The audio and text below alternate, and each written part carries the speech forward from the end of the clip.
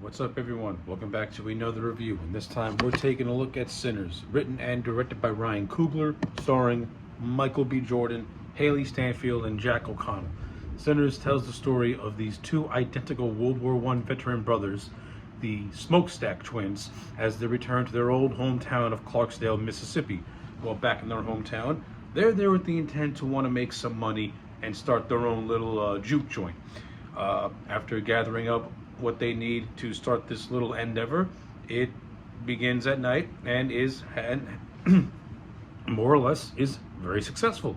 However, something more sinister is approaching because, let's just say, a trio of very mysterious people come knocking at the door of the juke joint wanting entry, for they notice the talents of the Smokestack cousins' little cousin's preacher boy, whose music has the power to lift a veil in the supernatural realm and have the past and present all come together in unison. Now, the one who really wants this power is a mysterious man by the name of Remick, who we learn is actually a vampire. So yes, that is the story of Sinners. Let's talk about it. Okay, so I'm going to do my very best to talk about this movie as fast as I can. Overall, after seeing this movie twice, I can say this. I do think that Sinners is a very good movie. However, I do not think it's a perfect movie, and this is not the best vampire movie that I've ever seen.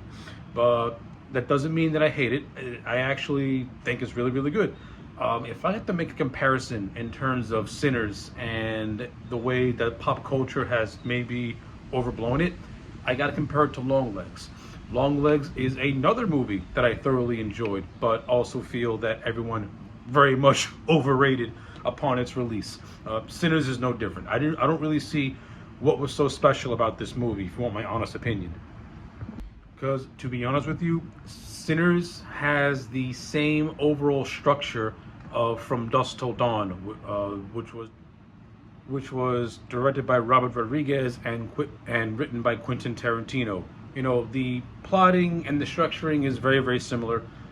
Two brothers of the criminal land are in the southern parts of America. They have an idea to want to go to a bar.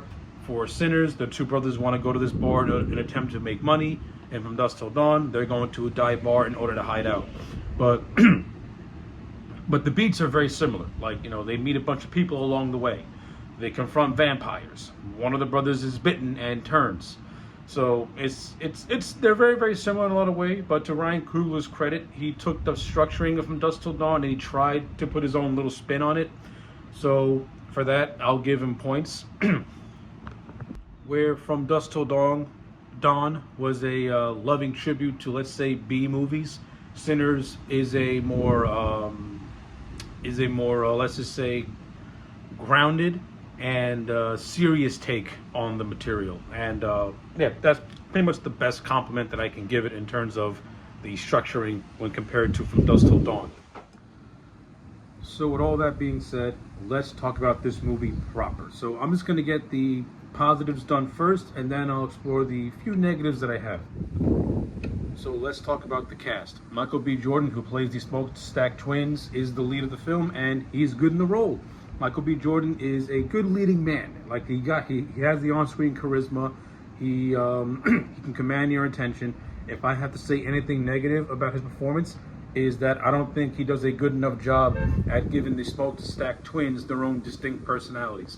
There are literally times where I get the two confused because he doesn't do a good job at giving little nuances to make them stand out from one another.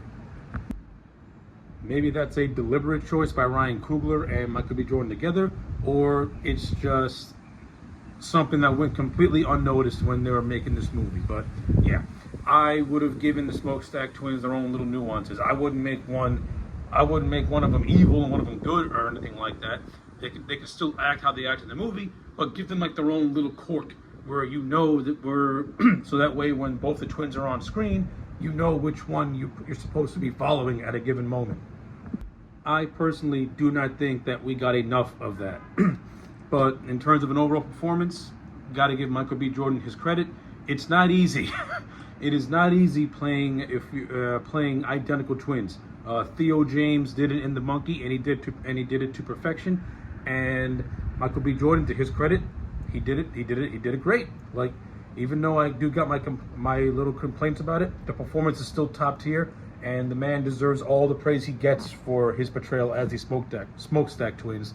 That is not negotiable. You also got Haley Stanfield, who plays the character of Mary, who is the ex-girlfriend of Stack. I think that Haley was great in this movie too. She played her role very, very well. I like the on-screen chemistry that she has with Michael B. Jordan. I think they got a very good dynamic. You can actually feel the sexual tension between the two, and I thought they both played that off really, really well.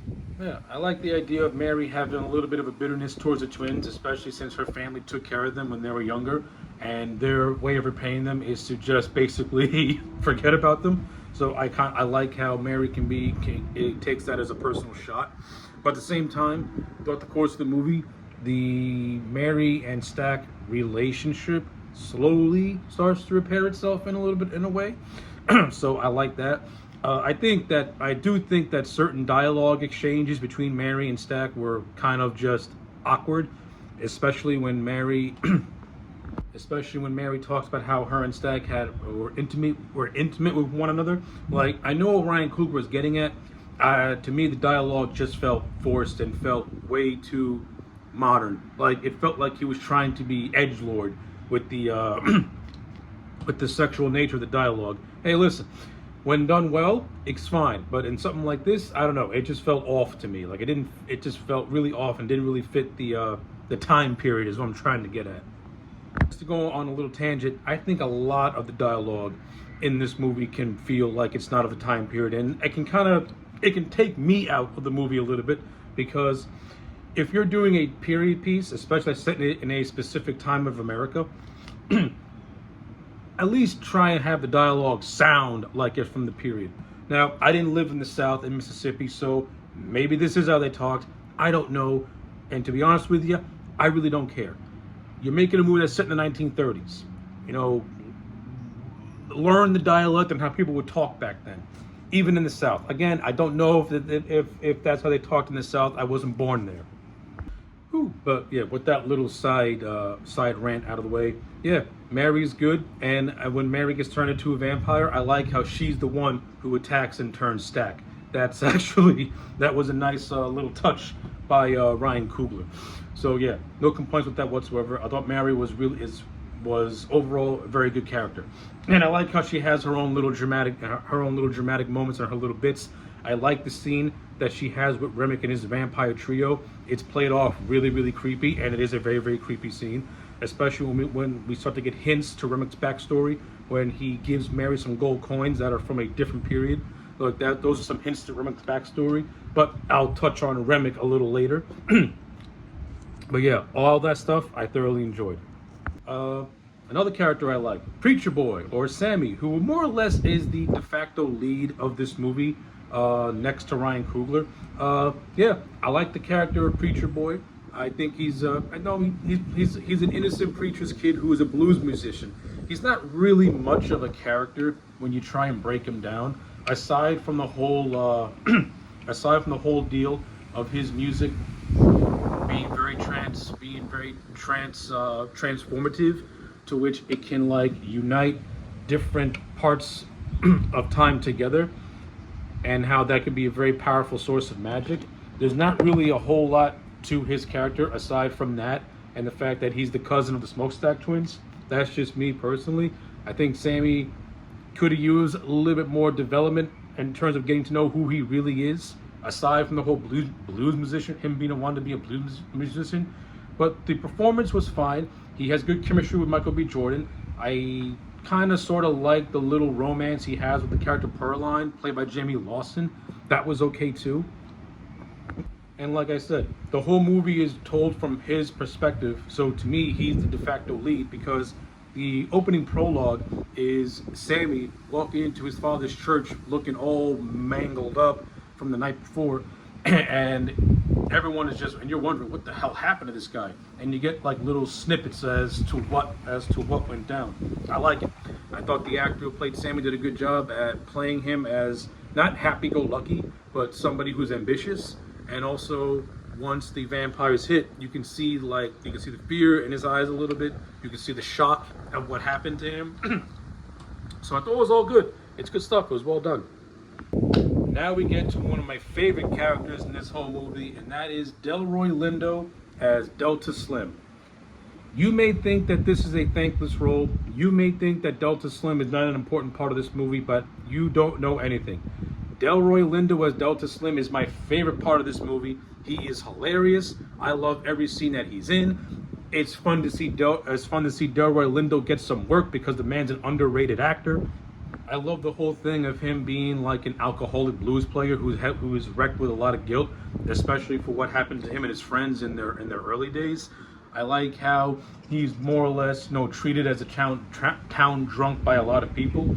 But Delroy Lindo plays the role so damn good. And a lot of the film's more comedic beats come from Delroy Lindo. Like, the man is really, really funny. Like, there's this one scene where after the vampires make their initial attack, where everyone has to eat a bunch of garlic cloves. At first, of course, they don't like the taste of it. But when Delroy Lindo has it, he starts to cough very, very violently. And and after he's done, he says, "That damn Irish beer got me." That shit was absolutely hilarious. Because you think Delroy Lindo is going to change into a vampire, but it ends up being the exact opposite. It just went down the wrong pipe. That shit was funny. I also like the interactions that Delta Slim has with the other character, Cornbread. I thought they have a nice little funny dynamic of the old man, the old man constantly being put down by the young guy. I think those two, I would, if you were to make a side movie that focuses on Cornbread and Delta Slim, I would watch it because it would be absolutely hilarious just seeing Cornbread and Delta Slim just take jabs at each other. I mean, that's a movie that I would watch over and over again just because you would have two talented actors just bickering back and forth and showing their on-screen chemistry. But as I said, as Delta Slim can have his more comedic moments, he can also have his good dramatic moments. And I do like his ending where he more or less sacrifices himself at the end of the movie, which I thought was a nice closure to his character. So yeah, Delta Slim to me is the unsung hero of this movie. Delroy Lindo is the unsung cast member of this movie also, because he gives this movie much needed gravitas when compared to everyone else. And you also have the character of Annie, who is the wife of Smoke. She's a hoodoo practitioner, and she's more or less the exposition dump, because she has an inkling of an idea of what's going on once the shit hits the fan. Aside from being the wife of Smoke and them having a child that was killed, there's nothing really to Annie's character aside from that. Like I said, she's more or less the exposition dump. That's really the function of her character. Performance-wise, she's fine, but that's about it. Like, you don't really get a whole lot of insight into who she is. Whew. And now we get to my second favorite character in this whole movie, right next to Delta Slim, and that is Remick, played by Jack O'Connell. So, I'm gonna get this out of the way first. Performance-wise, Jack O'Connell absolutely kills it as Remick. He could be both. O'Connell is able to make this character feel creepy, charming, and sympathetic all within the same performance, all within the same scene, basically. Like, he absolutely kills it. And what really sold Jack O'Connell for me as Remick was really his introductory scene where he's being chased by a bunch of Cocteau Indians and he seeks refuge at this cabin, which is occupied by these two Klansmen by the name of Bert and Joan. After Remick sees that they're Klansmen, the ideas in his head start spinning. And after he's invited in, he converts both Bert and Joan, these two races, to his camp. Now, what I like about the character of Remick is that he's a victim of racism as well. He's an Irish immigrant. Back during this time, Irish immigrants were very, very frowned upon. No different than how the black community was frowned upon. So the movie tries to parallel Remick with the black community in terms of how they both have been oppressed and have both faced, race, and have both faced a form of racism to one another. See, I like that. That's fine. I don't mind it. Now, what I kind of do have a problem is how Ryan Coogler maybe wove it into the fabric of his story a little too much, to the point where after we get the real climax, which is Remick's defeat, we see Smoke hunting down this character by the name of Hogwood, who appears earlier in the movie. He's the one that sells the barn to the smokestack twins, so that way they can start their juke. And it's revealed by Remick that Bert is actually Hogwart's uncle, and Hogwood is actually the Grand Wizard of the KKK chapter of the town. So the whole ending is more or less a shootout where Smoke kills all the KKK and dies himself. I'm of two minds about this. Number one, I think you undercut the threat of Remick by having the human. I don't mind a human villain. That's fine. I just think the ending was more of a missed opportunity. So, because Ryan Coogler had already paralleled how Irish immigrants face racism, and this has taken place in the 1930s in Deep South Mississippi, where the black community is facing extreme racism.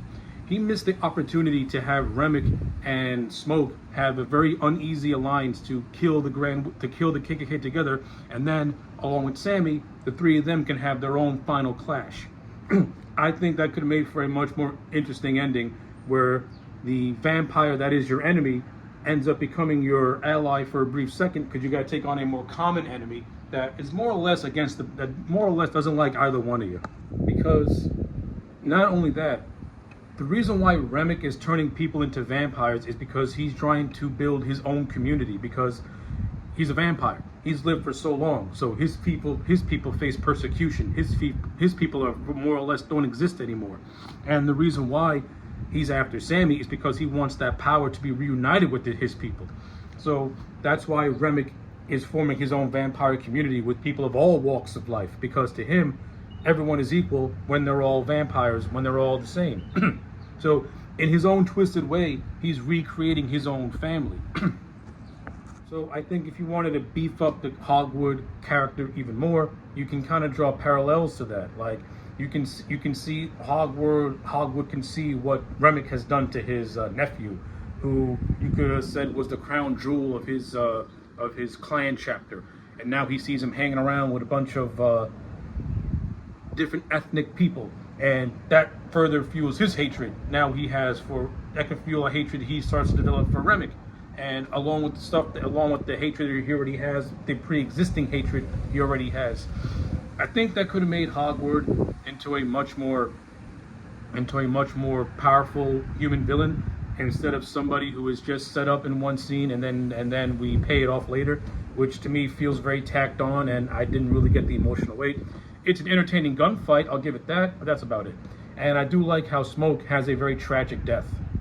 Oh, not a tragic death, but a satisfying death, where he's reunited with his dead wife and his dead child at the end. So I think that's a very fitting ending for the Smoke character. Now, when it comes to me, what the real ending is, which is the final defeat of Remick. So, number one, I already said my piece on Remick, how I like the whole thing. I also like how the vampires do have a hive mind, that they're all connected to one another. But I also appreciate the fact that once the leader dies, that don't mean that his vampire community dies. They still have their independent personalities. I like that. That's a very nice touch. But I digress.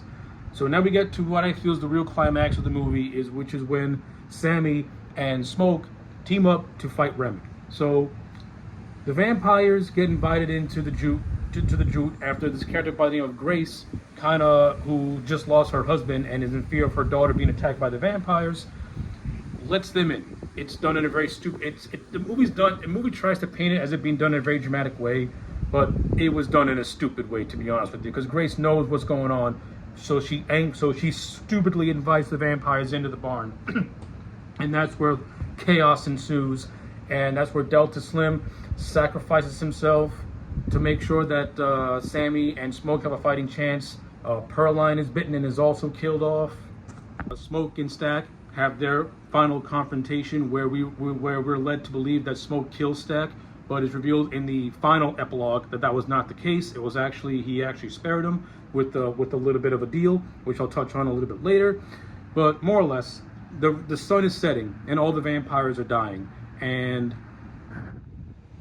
we get this final confrontation where Remick has to fight off both Sammy and Smoke, and it's with their combined efforts where they're able to defeat Remick after he's exploited by the sun.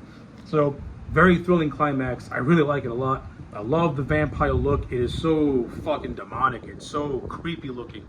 It's good stuff. You do got some CGI in there, and to Ryan Coogler's credit, he did a good job at mixing practical and CG, so it looks really, really good on screen. But yeah, this more or less is the final demise of Remick.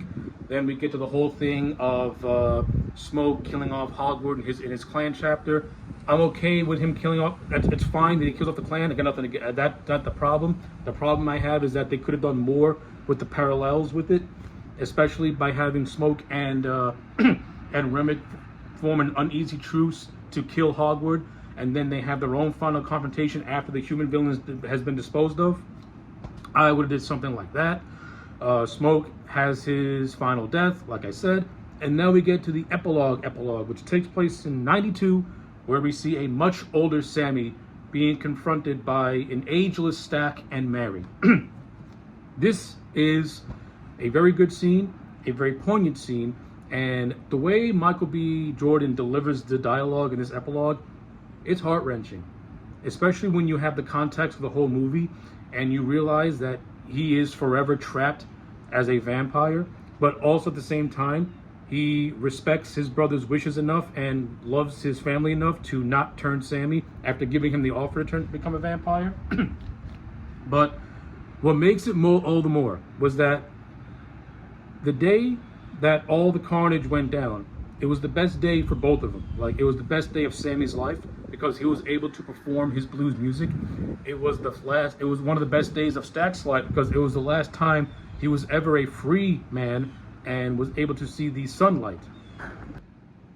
And the reason why I like this is because Stack is forever trapped as a vampire, and he will never be able to feel the worth of the sun ever again. I mean, he'll always be with Mary, but the both of them are forever trapped as the undead, as vampires. And the movie ends on a very, very bitter note, which is my kind of ending, to be honest with you. Like, I don't really like sappy endings. Only work if the context of the story demands it. But the story of Sinners more or less demands that this does not have a happy-go-lucky ending. It has a very bittersweet ending, and I can't think of any other way to end this movie.